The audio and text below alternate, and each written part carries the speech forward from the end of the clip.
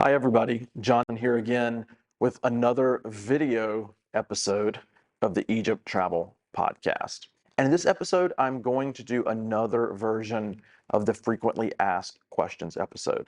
I've done a previous version of that in the past, so I've gone back into the episode archive and labeled that FAQs 1.0, and so I'm labeling this episode FAQs 2.0. So welcome to the Egypt Travel Podcast and video podcast, Frequently Asked Questions 2.0.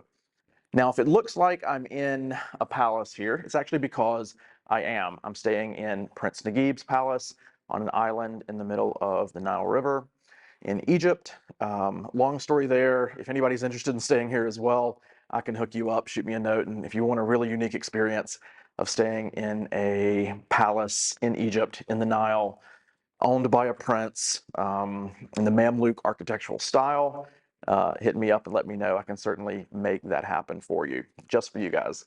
And clients of Egypt Elite, of course, my travel company. So here I am. So the video quality is a little bit different than normal. Don't have the normal lighting setup that I normally have in my home studio. Don't have the normal audio setup that I normally have as well that's wired into the camera. You can tell probably if you can see it, I'm using a lavalier mic or a wireless mic. And then the room, obviously in a palace, there's a lot of echo. So it's going to be a little bit different audio and video quality. But I thought it was a unique enough setting with me being here. I was ready to do the next episode of the Egypt Travel Podcast. I was ready to do another video podcast episode. So I figured, why not? Let's knock it out. So I have about 10 questions, actually. I've just got my little trusty dusty list here. 10 questions I've pulled up from fans of the podcast, readers of the blog, even some clients of my company in Egypt, Egypt Elite, who have emailed me questions over the past couple of months, and I've made notes on some of them so that I could share the answers to these frequently asked questions, literally frequently asked questions, with listeners to the Egypt Travel Podcast. So I'm just going to go through them 1 to 10. I'll try to not make this more than about 20 minutes. I always say that, so let's just say under 30 minutes. But I'm going to try to get through these as quick as possible, but still answer them as thoroughly as possible. So first question I have is, if I'm traveling to Egypt before the new Grand Egyptian Museum opens, the gym, if I'm traveling to Egypt before the gym opens, can I get one of the private tours of the new museum that you've talked about in previous podcast episodes? Okay, the short answer to this is no. Now let me tell you why. I did do a podcast about a year and a half ago, maybe 2 years ago at this point, on getting private access to the Grand Egyptian Museum while it's still under construction.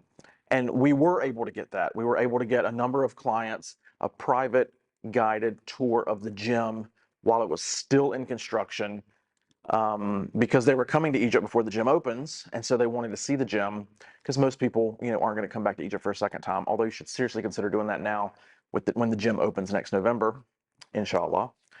But unfortunately, they stopped those private tours in about late January of 2020. Now, this is before COVID. So they were preparing for putting the final touches on the gym. They were preparing for a 2020 opening. And so they stopped giving the tours so they could finish the construction. They could get everything set without having, a couple of, 1 to 2 small groups of tourists wandering around the construction site during the day. But then, of course, COVID happened, and the world shut down for a while. When Egypt reopened later in the summer and in the fall of 2020, they just decided not to resume those private tours. There were obviously some COVID issues that they didn't want to have people coming in and out of the construction site. They wanted to protect the workers as well, but it just also was just not worth it because it was actual museum staff, museum leadership who were giving the tours. These weren't just by one of our guides. It wasn't by some other guide. It was by actual legit museum staff, senior staff of the museum, who were taking time away from their jobs at the museum to give private tours to a few VIP clients who were willing to pay for that privilege of a pre-opening gym tour. It was quite expensive at the time. It was about $200. I believe it was about $200 a person, if I remember correctly, $200 or $300. But now they do. Now we'll say this caveat: it is possible in certain circumstances, on certain days, to get some folks into the gym now.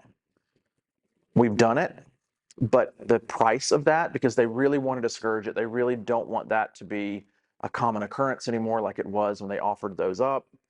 But it's well over $1,000 a person, and I just don't think it's worth it. If you have 2 or 3 folks in your group, a family, friends, whatever, paying $3, $4, $5,000 just to see the inside of the gym before it opens. I mean, you could spend $5,000 and come back on another trip to Egypt next year.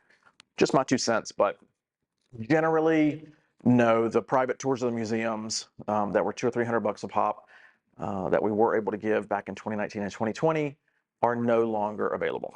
But if anybody does have a couple grand and you want to spend on a 15-minute walk around the museum, let me know. We'll make it happen, but it won't be cheap. Oh, every time I put my iPad down, and when I talk for too long, my iPad locks again. So that's going to be an incentive for me to keep this short. Okay, second question. Should I stay out by the pyramids in Giza instead of downtown Cairo? Now, I get this question quite a bit because a lot of people, do some reading. They do their research, like you're obviously, hopefully doing by listening to this podcast, by reading the EgyptTravelBlog.com. But a lot of people come across other bloggers or reviewers or whatever saying, oh, you should stay out by the pyramids. You have this view. The Mina house out there has, a fabulous garden with pyramids right in front of them, blah, blah, blah. Yeah, the Mina house is right by the pyramids. It's the only, well, the Mina house and the Steigenberger pyramids are the only 2 nice hotels out by the pyramids with the pyramids views. There are some sort of rundown hostel-y type motels, really, out by the pyramids. Those are going to be gone in the future, by the way. But I generally don't recommend people stay out by the pyramids, and here's why. When you stay out but the pyramids are way out in western Giza. They're about anywhere from 45 minutes in good traffic to an hour in bad traffic, hour and a half sometimes, west of downtown Cairo. They're out in a suburb, in the western fringe of a suburb, which is where the pyramids are, which is where the pyramid adjacent hotels are. So if you stay out there, you're not going to be able to do anything after you get back to your hotel. So say you finish touring, you finish going around, 5, 6 p.m. or so, you go back to your hotel, you're essentially stuck out there. You can't just walk out of your front door and be in the city, be in Cairo, be able to walk around neighborhoods, find cafes, shops, restaurants, bars, neat, areas and other neighborhoods. You don't have that out there in Western Giza. You're on a compound. If you want to go anywhere in Cairo, you're going to have to take a 45-minute to an hour taxi ride in traffic to get there and then back. So essentially, you're stuck on a compound out in the western edge of the city if you want to stay in one of these hotels by the pyramids. You have great pyramids views, but you also have, if you really want pyramids views, you have pyramids views from some of the higher hotels in downtown Cairo as well. You're going to see a lot of the pyramids. You're going to see a lot of the pyramids. So, do you really need to sacrifice staying in downtown Cairo where everything's walkable, where you can do stuff in the evenings, you can go out in the evenings, you can go have dinner, you can walk somewhere, you can take a 5-minute taxi ride, 10-minute taxi ride somewhere. Do you want to sacrifice all that just to see more of the pyramids? Now, don't get me wrong, the pyramids are great, obviously. The pyramids is my entire life, essentially. But I just don't recommend people stay out in Giza because you're really sacrificing walkability. You're stuck on a compound, there's nothing to do, your restaurant options are limited to whatever's in the hotel, and the hotels out there aren't that great, to be honest. That's the other thing. You have much better hotel options in downtown Cairo. Okay, so that's that. Let's see. Okay, is the Mummification Museum in Luxor worth making time to see? Egypt has a lot of museums, especially in Cairo. You've got, well, you're going to have the gym. Now you still have the old Egyptian Museum, Museum of Egyptian Antiquities. You have the new National Museum of Egyptian Civilization. the Islamic Art Museum, the Modern Art Museum. You've got Manial Palace Museum, Abdeen Palace Museum, the Royal Carriages Museum. And then in Luxor, you've got the Luxor Museum. In Aswan, you've got the Nubian Museum. In Alexandria, you've got the Alexandria National Museum. There are a lot of museums in Egypt.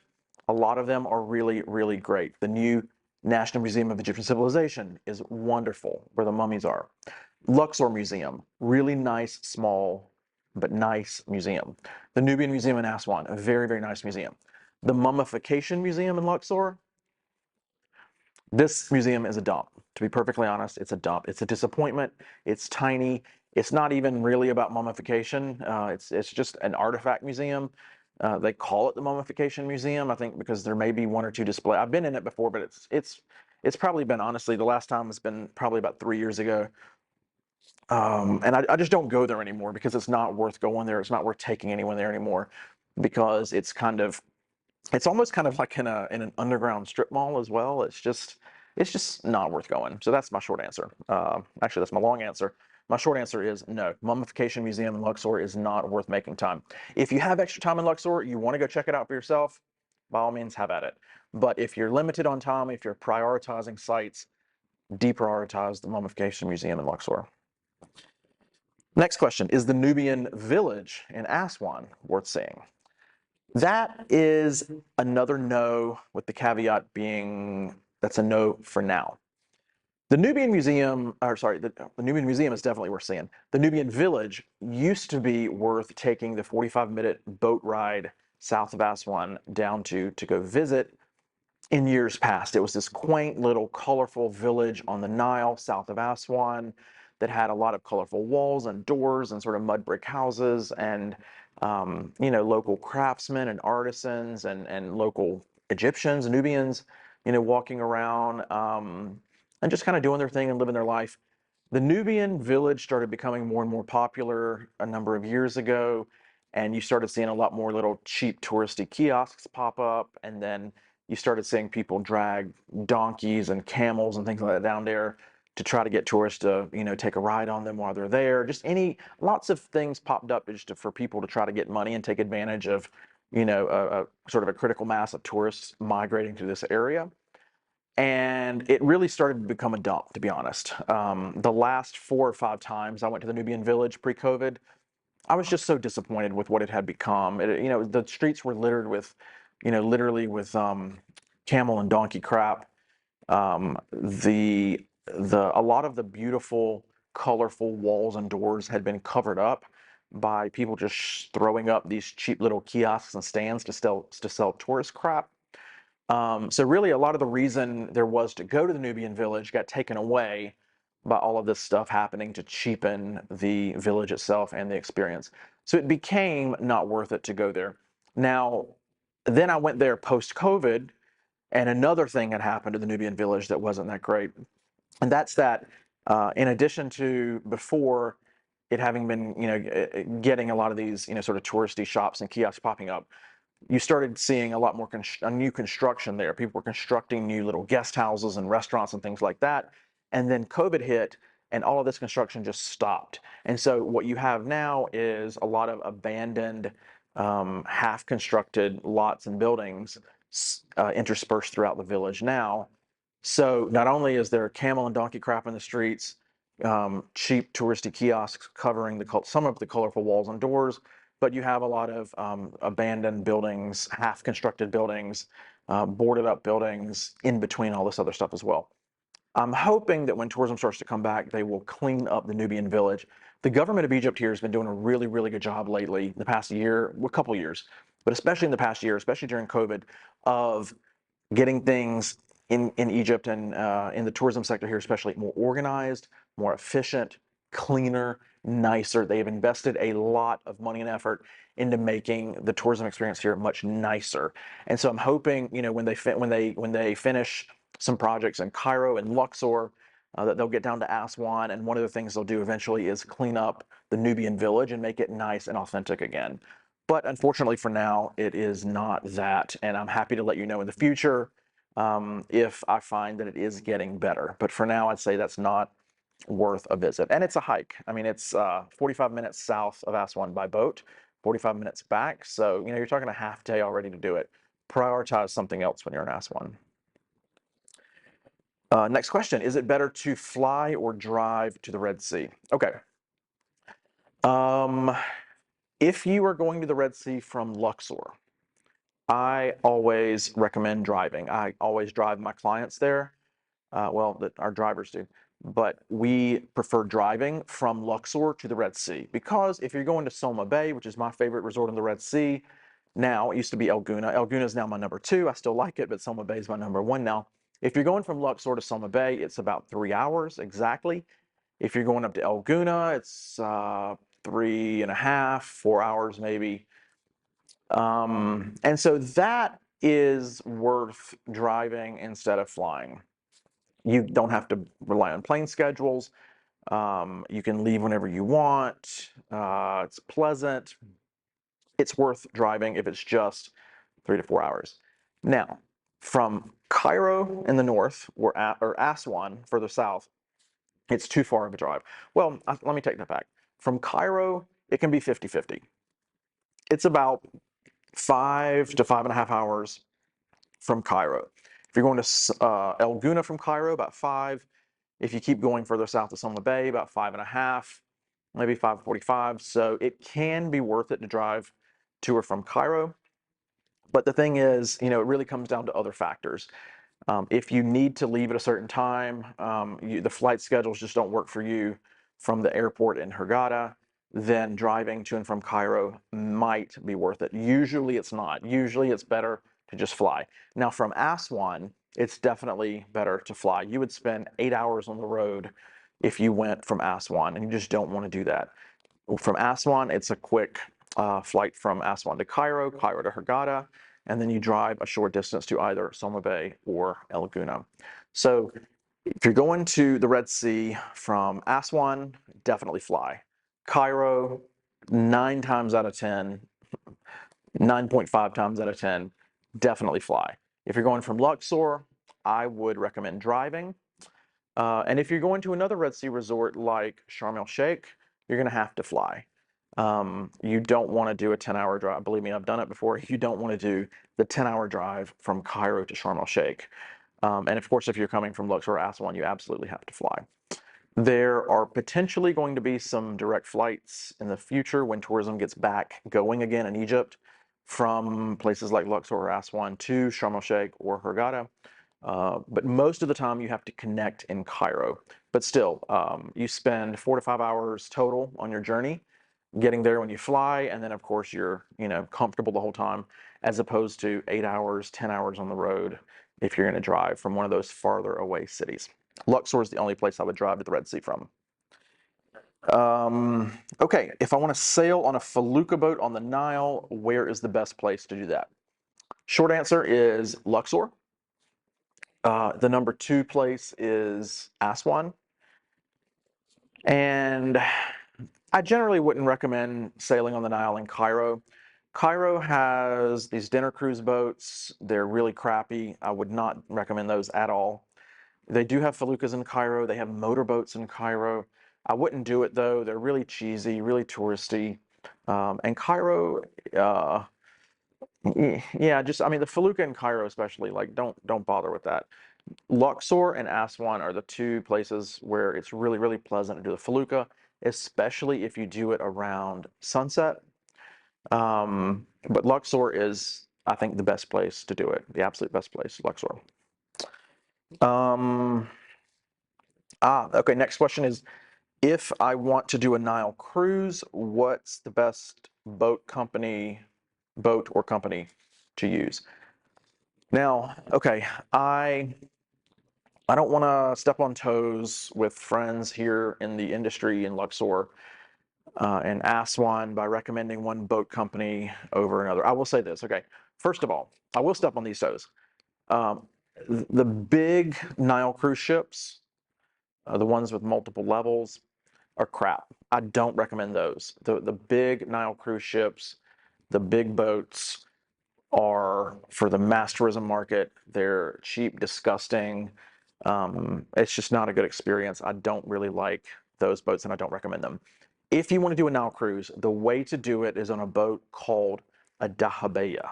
Dahabeya. Those are small, traditional boats. They're modern. They're usually built in the last couple of years, but they're built in a traditional style. They're wooden, but they have luxurious cabins and suites on them, but there are only anywhere from 5 to 8 cabins and suites on the dahabeya boats. They're small, more private experiences, much more upscale and luxurious.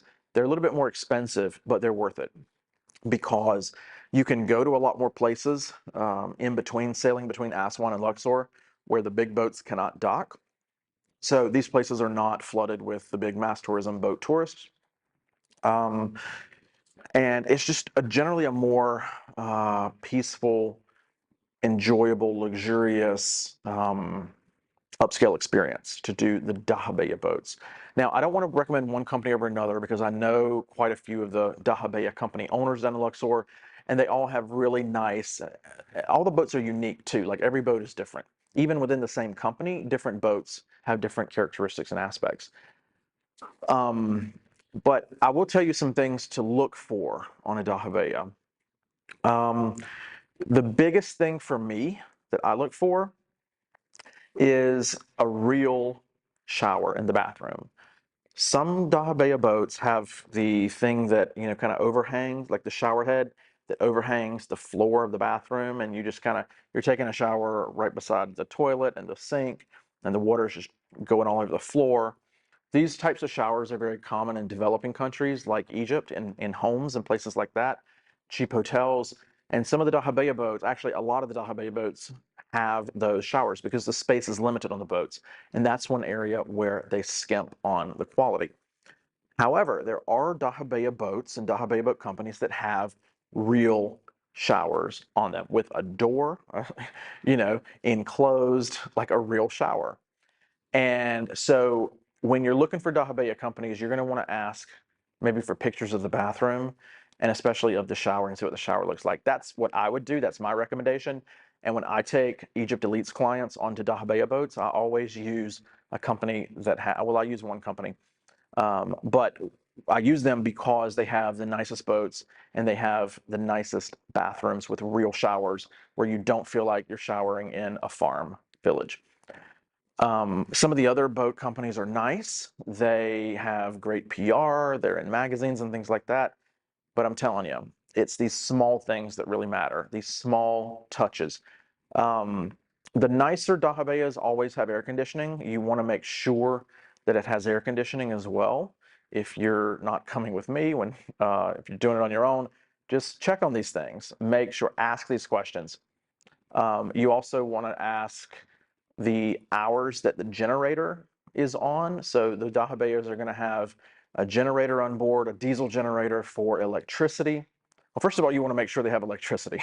The good ones will, but you want to ask if they keep the generator on all night or if they turn it off at a certain time of the evening and when that is.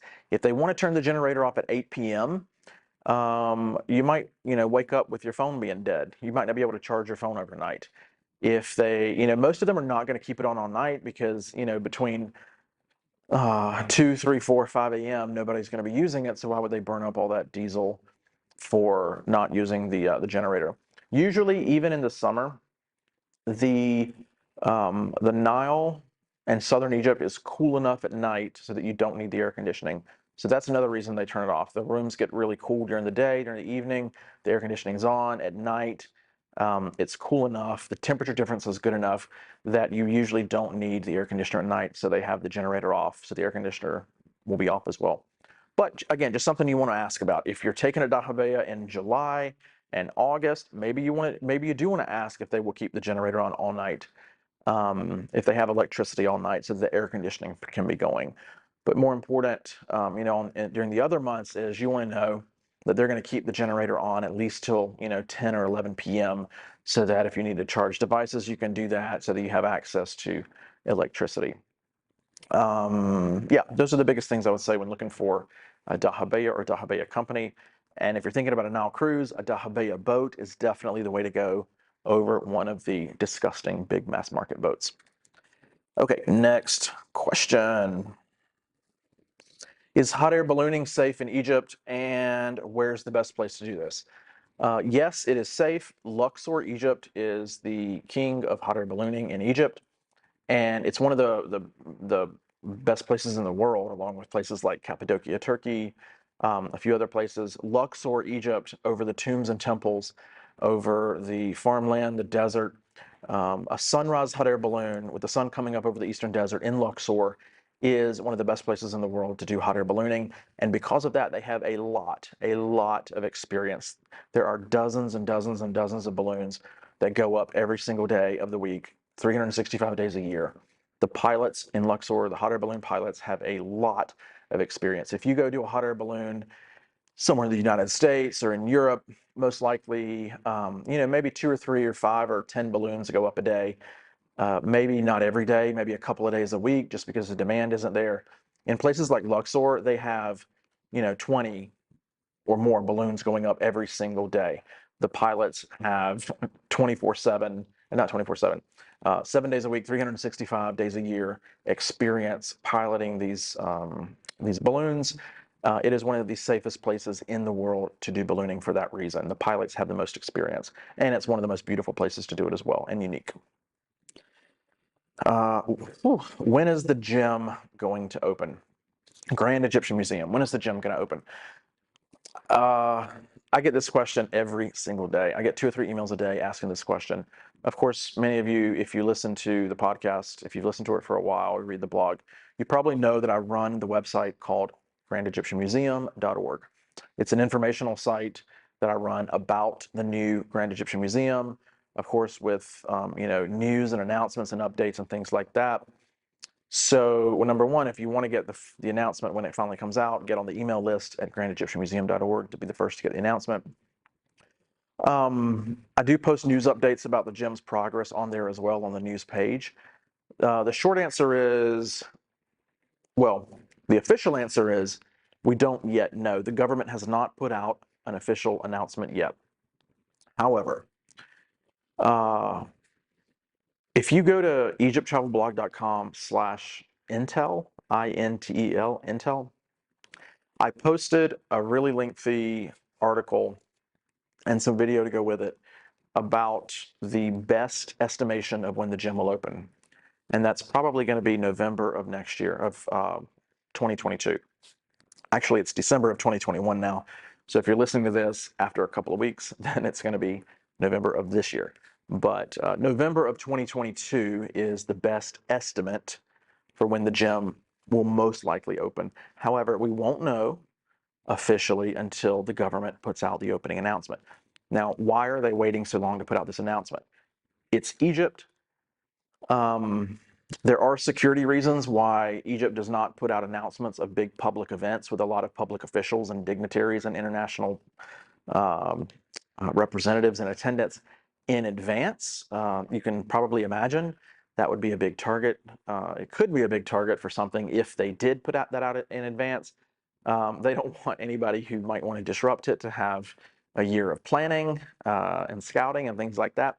They generally announce these things, anywhere from a month or two to a couple of weeks before they happen.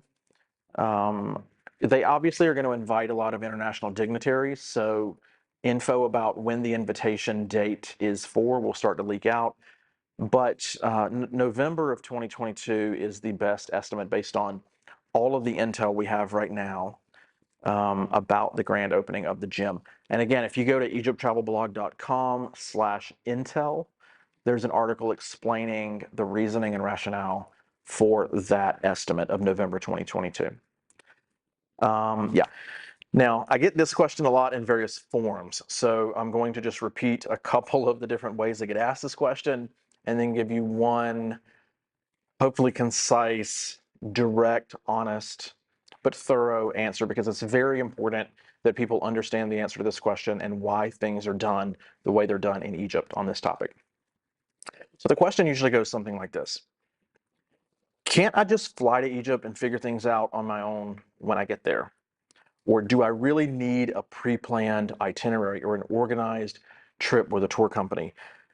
Or can I just decide where I want to go and what I want to do day to day when I'm in Egypt, when I get off the plane? Now, the short answer to this is generally no, and there's a good reason for it. There are exceptions, but let me explain a little bit about this, okay?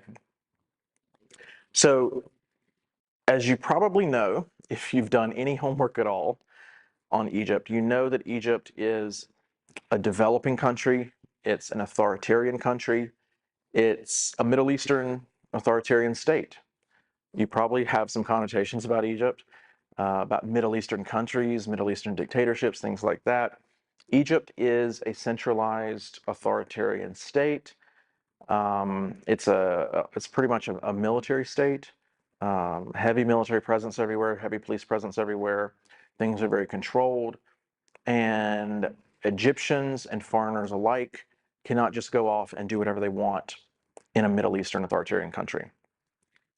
Egypt is a huge tourist country, obviously has been for literally 5,000 years. So Egypt wants foreigners to come to Egypt, to go around the country, to see the country's sites and monuments. But in order to do that, given the environment that these monuments are in and the type of country they're in, you have to have government permission and you have to have a permit to go around the country, to go to the sites, and especially to travel between city to city. So what going with a tour company really does for you is the tour company sponsors you for this paperwork. They sponsor you for getting your permit to go to the sites, to go to the different cities, to travel, sometimes across, vast expanses of desert. For example, when you go to Abu Simbel, you have to travel across 3.5 hours of desert to get there. It's a military zone. It's a highly controlled zone. It's very, very, very far south, near the border with Sudan, in a very remote area. Now, the government of Egypt really, really, really focuses and invests. You can probably hear the call to prayer starting now. Focuses and invests security resources on the tourist sites and areas. So Egypt is safe, but they want you to feel like you're safe as well. So there's a huge presence of military and police everywhere you go in Egypt for the most part, especially at the tourist sites. And part of that is they want to make sure that the people who are going to these sites are who they say they are, that people who are supposed to be going there are the ones going there, that people who are not supposed to be going there or who are going there for nefarious purposes are not allowed to get anywhere near these sites. So there are checkpoints going into the sites.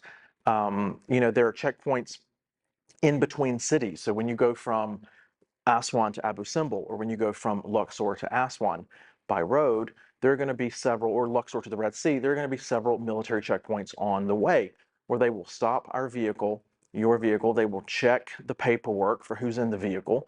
They'll check the nationalities, the number of people in the vehicle, the company that sponsored your paperwork, your permit. They check all these things and they track them as well. If you get to the next checkpoint, or better yet, if you don't get to the next checkpoint in the expected amount of time traveling by road in Egypt, they will send a military convoy out looking for you. Now, this is not because they're trying to track you down and catch you. They want to make sure you're safe. They want to make sure nothing happened to you. They want to make sure, not just that somebody didn't, abduct you, which doesn't happen, but, that you didn't have a flat tire and you're stuck somewhere out there, that you didn't wander off or take a wrong turn and go out in the desert and get lost. Those things happen, or they have happened in the past. I've had friends that had to happen. But the government of Egypt goes to great lengths to make sure that tourists who come here are safe. And part of the way they do that is accountability. They want to make sure that they know where you are, they know how many people are out in a certain area, especially if it's a remote area. If you go to Abu Simbel, the government's going to know exactly how many people are scheduled to go to Abu Simbel that day. You cannot just show up in Aswan and say, I think I'll go to Abu Simbel this morning, and go. You can't do that. You won't get past the first checkpoint on the road to Abu Simbel. So you have to have paperwork and permits to travel all over Egypt. Now, a lot of this stuff you don't see. It's behind the scenes, especially if you're just in places like Cairo or Luxor. If you're just in Cairo, for example, you may not even notice that when we stop at the gate to the pyramids, the soldiers are checking our paperwork for who's in the vehicle with us. You may not know or notice that every time you leave the hotel, the police outside of the hotel are checking your paperwork to make sure that the local staff, the tourism companies like us, who are taking you out somewhere, have permission to do so, that you are supposed to be with us, that we are responsible for you, that we are going to bring you back when we say we are. All of this is pre-registered and logged with your permit, and they make sure you actually do. If we take you off from the hotel in the morning and go to the pyramids and don't come back to the hotel with you that evening, and we're supposed to, believe me, we're going to get a call. If we go to a site and we're supposed to go to a second site and a third site that day, the government knows it because it's on your permit for that day. It has to be. And let's say there are 5 of you in the car and only 3 of you show up at the second site. We're going to get a call pretty quickly saying, hey, there were 5 on this Egypt Elite trip at the pyramids. You said you were going to Saqqara next. There's only 2 people who showed up at Saqqara. What happened to these other 3 foreigners, these other 3 tourists? They track things closely because they want to make sure something doesn't happen, and that you're safe and secure, or that you're not being taken advantage of. They do this also to try to get rid of illegal touring, illegal guiding, illegal tour operators. There are a lot of people in Egypt who will scam tourists. There are a lot of people who will do illegal tour operations, illegal guiding, things like that. If you get caught with an illegal tour operator or an illegal guide, you're going to end up having to pay the same money you would have. Usually people go that route because it's cheaper. And if you get caught with them, they're going to probably get put in jail. They're going to pay a fine. Excuse me, I got something in my eye. And you're going to end up having to pay a fine as well because you were caught with, or you were using an illegal tour operator, which means you didn't have the proper permits to go to where you were trying to go. So again, it's not a huge hassle for you because all this stuff happens behind the scenes. There's a lot of stuff going on behind the scenes that you'll never see. With a smooth operation, a good tour company, you won't see most of this stuff. Because I like to be very transparent with all of our clients. I like to tell you all this is going on, just so you know how much is going on behind the scenes for your trip to make sure everything's perfect, legal, and safe. So this is one of the reasons I like to share this behind the scenes information on the podcast, the blog, etc. My door just blew open in case you hear a little bit of wind sound. But that's one of the reasons that you can't just show up and say, oh, I'm going to fly to Aswan today and go to Abu Simbel. You won't be allowed to go. You can just show up to Cairo and take a taxi out to the pyramids, but I really, really, really would not recommend it. Read my article on egypttravelblog.com about the taxi jumpers. So many people try to go out there on their own and they end up getting scammed and I won't say abducted, but essentially rerouted by these taxi jumpers out there that try to prey on people who are coming out there without guidance, without a tour company. And they don't know where to go. They don't know what to do. They don't know which way to go into the pyramids compound. And they end up getting scammed and taken to these places where people are trying to sell them all kinds of stuff and they won't let them go. And it's a hassle. Just read my article on it if you're ever seriously considering going to the pyramids by yourself. I don't recommend it. But again, that all goes into the answer to this question, which is why you really need to pre-organize your itinerary, at least a show itinerary. You don't have to, if we say we're going to go to lunch at 12 p.m. and you want to go to lunch at 2 p.m. or skip lunch, it's not that rigid. Even if if we say, okay, we're going to go to Giza first, and then we're going to do Saqqara and Dashur in the afternoon after lunch, and you want to go do Saqqara and Dashur first, that's fine. The elements within your permit, the sites, the elements, things like that, can be switched around. But what can't happen is if you say, okay, on this day, I want to go to the pyramids and, so Giza, Saqqara, Dashur, all the pyramids, and then we're going back to the hotel.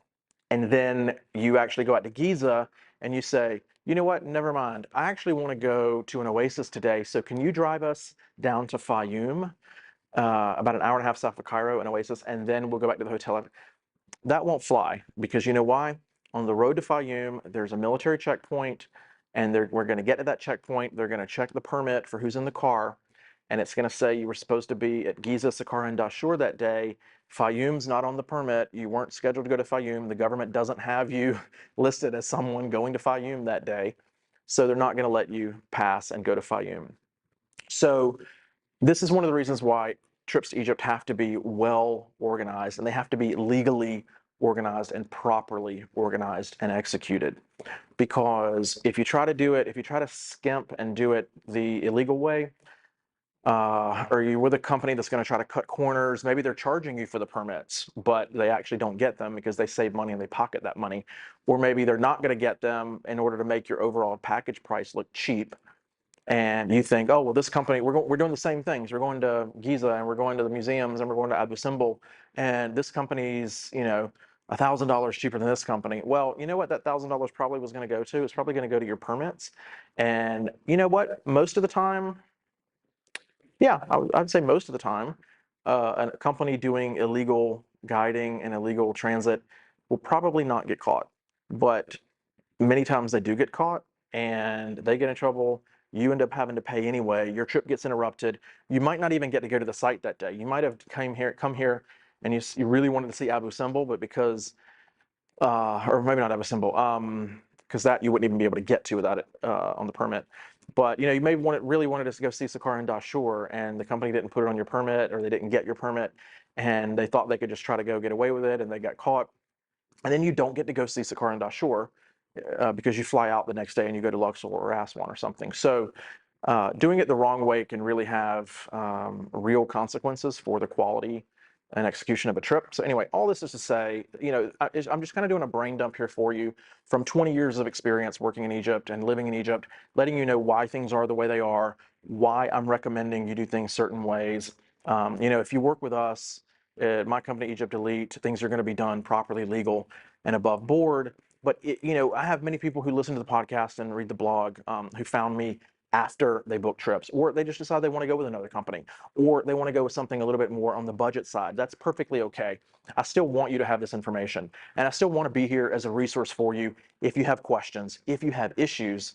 I can't always solve issues on the ground in Egypt for people that I'm not, responsible for, because there are legal issues in Egypt with tour companies being responsible for their own clients, and other tour companies can't step in and take them away and do things for them when you're registered with another tour company. Anyway, all this is to say, I try to help as much as I can. And, if you're traveling with me and with Egypt Elite, you're going to have my full support, and you're going to be doing so completely legally and above board. If anybody has questions, issues, I've helped people before on the ground in Egypt who had problems mid-trip, who had to leave their tour company, who weren't able to get things done, who got scammed and reached out to me for help. I try to help the best I can, but the best way I can help is to try to forewarn you with information in advance through the podcast, through the blog, through the video podcast now, by answering questions by email. This is why I do these frequently asked questions, because I get these a lot. So this is my public service to you all. It's part of what I try to do with Egypt Elite, to make everything transparent for our clients,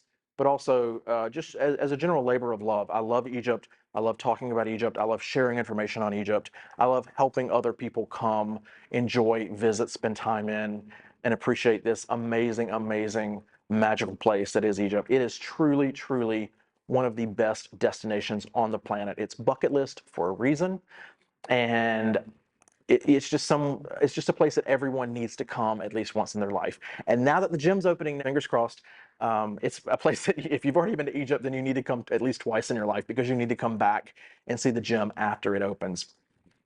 Okay, I am going to leave it at there. Again, if you need help, you need questions answered, John, John, at EgyptElite.com. If you want to work with my tour company in planning your trip and executing your trip, we're more than happy to help you with that as well. EgyptElite.com. Go to our trip builder feature on the website. You see the tab on the top of the website that says Trip Builder. Go through that process. That if you want to plan a trip to Egypt, you want to plan a tour to Egypt for yourself, friends, family, groups, whatever, that is going to give us the information we need to be able to put together an itinerary proposal for you that's customized to what you need, that walks you through all the steps, getting us all the info we need to put that together. If you have any questions about anything else related to Egypt, your trip, anything else I didn't cover here or in a previous episode or podcast, please feel free to reach out to me. Again, John at EgyptElite.com, EgyptElite.com for planning trips to Egypt, EgyptTravelBlog.com for anything else related to travel to and around Egypt, and of course, GrandEgyptianMuseum.org for information and updates on when the new gym is going to open. All right, until then, I hope to see you all in Egypt very soon, and if not, I will see you in the next episode of the Egypt Travel Podcast. Ma salama, everyone.